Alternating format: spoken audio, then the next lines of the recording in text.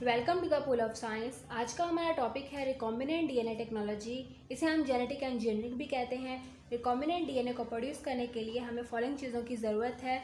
सबसे पहले है जीन ऑफ इंटरेस्ट, जिसे हम क्लोन बनाएंगे, मल्टीपल कॉपीज़ बनाएंगे। सेकेंड, हमें चाहिए मॉलिक्यूलर सीजर, जिसे हम अपने जीन ऑफ इंटरेस्ट को किसी भी डीएनए से कट करेंगे। थर्ड है मॉलिक्यूलर कैरियर आर वेक्टर, तो इसे हम मॉलिक्यूलर व्हीकल भी कहते हैं, यानी ये एक गाड़ी की तरह काम करता है। जैसे हम गाड़ी के ज़रिए एक जगह का सामान दूसरी जगह ट्रांसफ़र करते हैं, वैसे ही हम जीन ऑफ इंटरेस्ट को एक ऑर्गेनिज्म से दूसरे ऑर्गेनिज्म में मॉलिक्यूलर कैरियर या वेक्टर के ज़रिए ट्रांसफ़र करते हैं। फोर्थ, हमें चाहिए एक्सप्रेशन सिस्टम, जिसके ज़रिए हम अपने जीन ऑफ इंटरेस्ट के एक्सप्रेशन को देखेंगे। और अगर जीन ऑफ इंटरेस्ट हमारा एक्सप्रेस होगा तो उसके रिजल्ट में स्पेसिफिक प्रोडक्ट जो है वो बनेगी। अगर जीन ऑफ इंटरेस्ट एक्सप्रेस नहीं होगा तो हम प्रोसीजर को दोबारा से स्टार्ट करेंगे। तो जीन ऑफ इंटरेस्ट हम कैसे हासिल कर सकते हैं? सबसे पहले हमें जीन ऑफ इंटरेस्ट चाहिए, तो जीन ऑफ इंटरेस्ट को हम 3 पॉसिबल वे से एक्सट्रैक्ट कर सकते हैं, यानी हासिल कर सकते हैं। तो फर्स्ट है, हम क्रोमोसोम से जीन ऑफ इंटरेस्ट ले सकते हैं। अब कोई सा भी किसी भी ऑर्गेनिज्म का क्रोमोसोम, उससे हम अपना जीन ऑफ इंटरेस्ट ले सकते हैं। जीन ऑफ इंटरेस्ट कोई भी हो सकता है, फ्लावर कलर भी हो सकता है। इसी तरह हम एनिमल्स की मीट प्रोडक्शन बढ़ा सकते हैं। ऐसे एनिमल्स जिनके अंदर मीट प्रोडक्शन ज़्यादा होती है, उनके क्रोमोसोम में से मीट प्रोड्यूस करने वाला जीन एक्सट्रैक्ट कर लेंगे और जिस एनिमल के अंदर हम मीट प्रोड्यूस करना चाह रहे हैं उसके अंदर हम ऐड कर देंगे। तो ये हमारे पास फर्स्ट मेथड है। तो अब सिंपली हम करते क्या हैं, क्रोमोसोम में हम जीन्स को स्पेसिफिक साइट से कट करते हैं और ये स्पेसिफिक साइट्स की कटिंग जो है वो एक स्पेसिफिक एंजाइम के ज़रिए होती है, जिसको हम कहते हैं restriction endonuclease enzyme. Second method है हमारे पास सिंथेसाइज केमिकली। हम केमिकली भी जीन ऑफ इंटरेस्ट को बना सकते हैं। जीन्स जो हैं वो स्मॉलर इन साइज होती हैं, तो हम इजीली इनको लैब में प्रोड्यूस कर सकते हैं। थर्ड मेथड है मैसेंजर आरएनए से जीन ऑफ इंटरेस्ट को बनाना।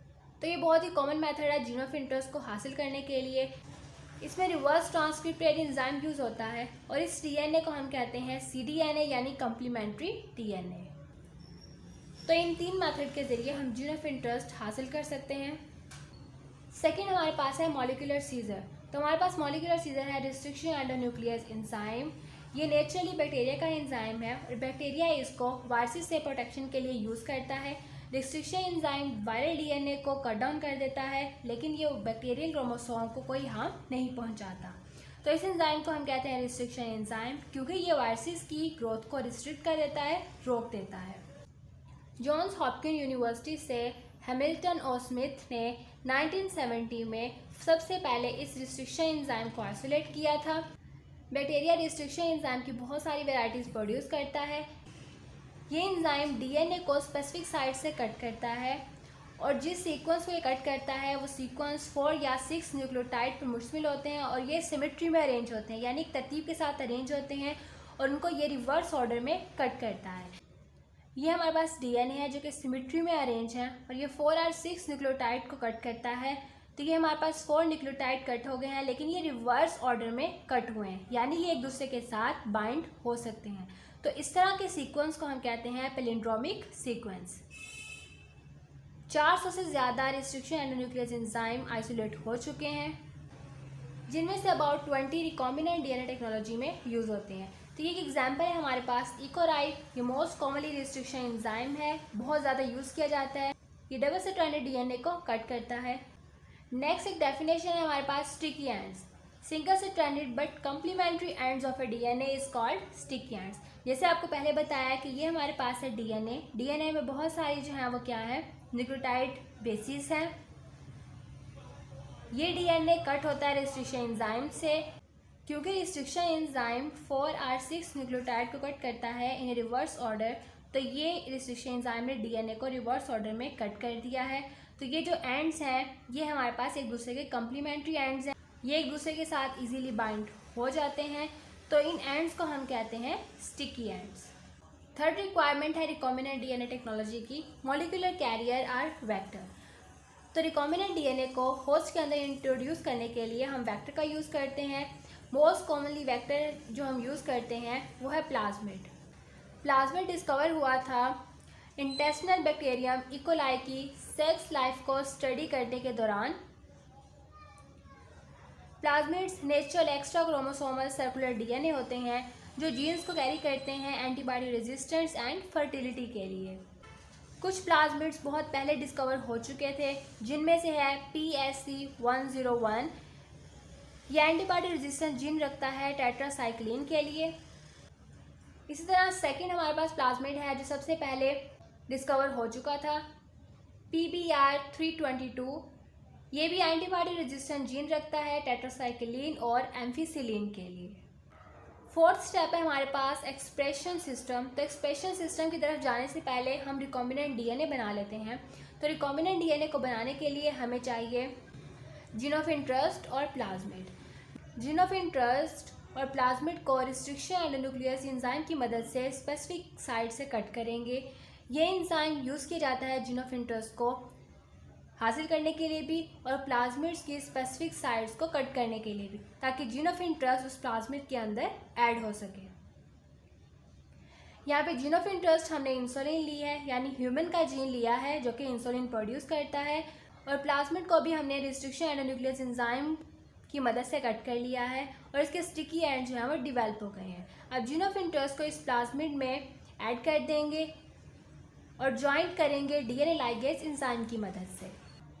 डीएनए लाइगेज एंजाइम वेक्टर में डीएनए के पीस को इजीली सील कर देता है, यानी अच्छी तरह से बाइंड कर देता है। अब दो डिफरेंट पीसेस ऑफ डीएनए एक दूसरे के साथ ज्वाइंट हो जाते हैं और इस स्टेज पे हम इसे कहते हैं रिकॉम्बिनेंट डीएनए या फिर क्यूमेरिक डीएनए। तो अब डायग्राम से भी एक दफ़ा आप देख लें तो ये ह्यूमन सेल एंड ये है हमारे पास बैक्टीरिया। ह्यूमन सेल में है डीएनए और डीएनए से हमने क्रोमोसोम निकाल लिया है और बैक्टीरिया में से एक्स्ट्रा क्रोमोसोमल सर्कुलर डीएनए यानी प्लाज्मिड हमने निकाल लिया।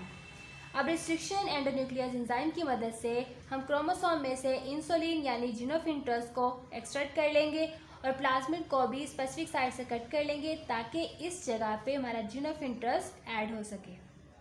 अब जीन ऑफ इंटरेस्ट को इस प्लाज्मिड में डीएनए लाइगेज एंजाइम की मदद से सील कर देंगे। तो ये हमारे पास बन गया रिकॉम्बिनेंट डीएनए, जिसको हम रिकॉम्बिनेंट प्लाज्मिड भी कहते हैं।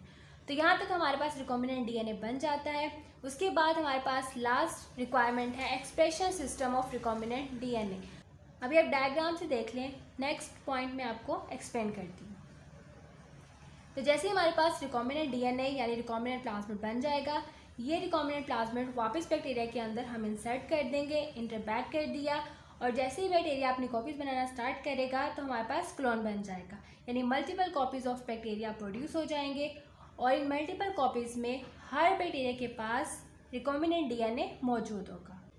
कुछ बैक्टीरिया इस जीन ऑफ इंटरेस्ट को एक्सेप्ट नहीं करेंगे और कुछ बैक्टीरिया इस जीन ऑफ इंटरेस्ट को एक्सेप्ट कर लेंगे।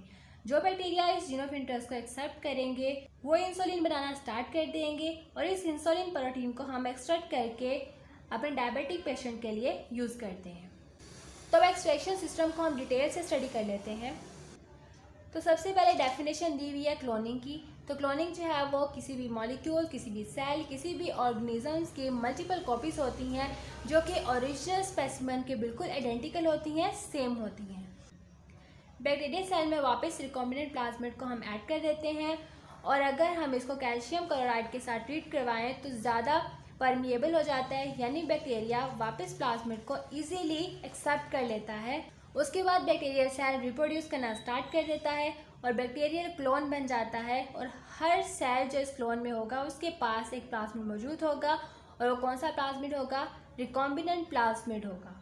तो हर बैक्टीरिया के पास रिकॉम्बिनेंट प्लाज्मिड है तो हर बैक्टीरिया के पास जीन ऑफ इंटरेस्ट भी मौजूद होगा। अब जैसे आपको पहले बताया, कुछ बैक्टीरिया इस जीन ऑफ इंटरेस्ट को एक्सेप्ट करेंगे और कुछ बैक्टीरिया इस जीन ऑफ इंटरेस्ट को एक्सेप्ट नहीं करेंगे। जो बैक्टीरिया इस जीन ऑफ इंटरेस्ट को एक्सेप्ट करेंगे उनमें जीन ऑफ इंटरेस्ट एक्सप्रेस होगा और प्रोडक्ट बनाना स्टार्ट कर देगा। इन बैक्टीरियल क्लोन से या इन बैक्टीरियल सेल से हम जीन ऑफ इंटरेस्ट को आइसोलेट भी कर सकते हैं फर्दर एनालिसिस के लिए। अब प्लाज्मिड के अलावा वायरसेस के डीएनए को भी वेक्टर के तौर पे यूज़ कर सकते हैं। तो वो वायरसेस जिनके डीएनए को हम एज ए वेक्टर यूज़ करेंगे उन्हें हम कहते हैं लैम्डा फेज। ये भी आपको डायग्राम से समझ आ जाएगा। तो ये जनरल से पॉइंट्स कुछ हैं, ये हम देख लेते हैं। लैम्डा फेज अपने होस्ट बैक्टीरिया को अटैक करेगा और रिकॉम्बिनेंट डीएनए वायरस से निकल के बैक्टीरिया के अंदर एंटर हो जाएगा और बैक्टीरिया में अपनी कॉपीज़ बनाना स्टार्ट कर देगा और हर वायरस के पास जीन ऑफ इंटरेस्ट की कॉपी मौजूद होगी। अब हम नेक्स्ट डायग्राम से देख लेते हैं। यहाँ भी हमने सेम ह्यूमन सेल लिया है और यहाँ पे हमने वायरस लिया है बैक्टीरियोफेज। अब ये वायरस चूँकि इसका डीएनए हम एज ए वेक्टर यूज़ करेंगे तो हम इस बैक्टीरिया को कहेंगे लैम्डा फेज। ह्यूमन सेल के अंदर है ये ह्यूमन का डीएनए से हमने ह्यूमन क्रोमोसोम निकाला और ह्यूमन क्रोमोसोम में से हमने रिस्ट्रिक्शन एंडोन्यूक्लियस एंजाइम की मदद से जीन ऑफ इंटरेस्ट यानी इंसुलिन वाला जीन हमने कट कर लिया। बैक्टीरियोफेज में से डीएनए को निकालेंगे और रिस्ट्रिक्शन एंडोन्यूक्लियस एंजाइम की मदद से इसको स्पेसिफिक साइट से कट कर लेंगे ताकि हमारा gene of interest specific site में ऐड हो सके। और DNA ligase gene of interest को वायरल डीएनए में इजीली सील कर देगा और ये हमारे पास बन गया रिकॉम्बिनेंट डीएनए। अब इस रिकॉम्बिनेंट डीएनए को हम वापस वायरस के अंदर ऐड कर देंगे। अब ये वायरस अपने होस्ट को अटैक करेगा, होस्ट के अंदर अपने रिकॉम्बिनेंट डीएनए इंसर्ट कर देगा। तो ये रिकॉम्बिनेंट डीएनए एंटर हो गया बैक्टीरिया के अंदर। रिकॉम्बिनेंट डीएनए अपनी कॉपीज़ बनाना स्टार्ट करेंगे और ये वायरसेस की बहुत सारी कॉपीज़ बन गई। इनको हम क्लोन ऑफ वायरसेस भी कहते हैं और हर वायरस के पास रिकॉम्बिनेंट डीएनए मौजूद होता है। अब इन बैक्टीरियोफेज क्लोन से हम जीन ऑफ इंटरेस्ट को आइसोलेट करके फर्दर एनालिसिस के लिए यूज़ कर सकते हैं। तो ये था हमारे पास रिकॉम्बिनेंट डीएनए टेक्नोलॉजी।